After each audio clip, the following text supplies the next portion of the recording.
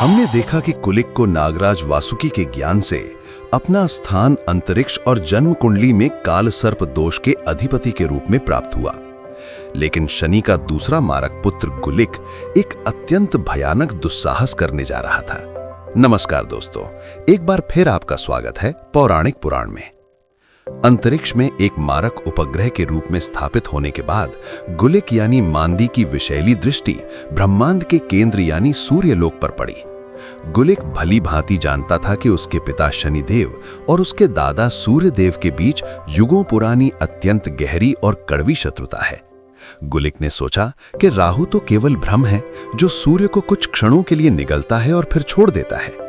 यदि वह अपने हलाहल और अकाल विष से साक्षात सूर्यदेव के तेज को सदा के लिए बुझा दे तो त्रिलोक में केवल अंधकार का साम्राज्य होगा और वो अपने पिता शनिदेव का सबसे बड़ा प्रतिशोध पूरा करेगा। इसी दुस्साहस और अहंकार में अंधा होकर मांदी यानी गुलिक अपनी भयंकर काली आंधी और प्रलयंकारी विष के साथ सूर्यलोक की ओर बढ़ चला। जैसे जैसे वो सूर्य के निकट पहुंचा, उसका हलाहल सूर्य की किरणों से टकराकर भयंकर नीले धुएं में बदलने लगा। सूर्यलोक के द्वार पर पहुंचकर गुलिक ने ब्रह्मांड भेदी अट्टहास किया।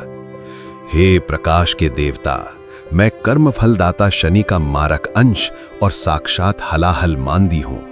तुम्हारा ये तेज मेरे पिता के अंधकार के आगे कुछ भी नहीं। आज मेरा काल विष तुम्हारे इस सातों घोड़ों के रथ को रोक देगा और ब्रह्मांड को अकाल मृत्यु की नींद सुला देगा। सूर्यदेव, जो साक्षात परब्रह्म का तेज और संपूर्ण सृष्टि के रक्षक हैं, अपने स्वर्ण सिंहासन से उठे। उनकी आंखों में पितामह का क्रोध और सूर्य का प्रचंड ताप था। सूर्यदेव ने अपनी भयंकर रश्मियों को जागृत करते हुए मेघ गर्जना के समान कहा, रे अज्ञानी विषपुत्र, तू शनि का अंश होकर स्वयं को काल समझने लगा है। तेरा विष केवल पापियों का शरीर जला सकता है, लेकिन मेरा ये ब्रह्म तेज तेरी आत्मा और तेरे इस हलाहल को अंतरिक्ष में ही राख कर देगा। लौट जा, अन्यथा भस्म हो जाएगा। गुलिक का अहंकार भड़क उठा।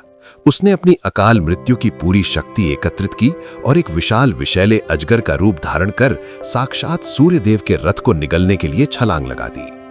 अंतरिक्ष के इस सबसे बड़े महासंग्राम में जब साक्षात हलाहल का विष सूर्यदेव के प्रचंड ब्रह्म तेज से टकराएगा तो क्या होगा? क्या गुलिक अपने पिता शनिदेव का प्रतिशोध पूरा कर पाएगा या सूर्यदेव इस विषैले उपग्रह को राख कर देंगे? अपनी राय हमें नीचे कमेंट्स में जरूर बताएं।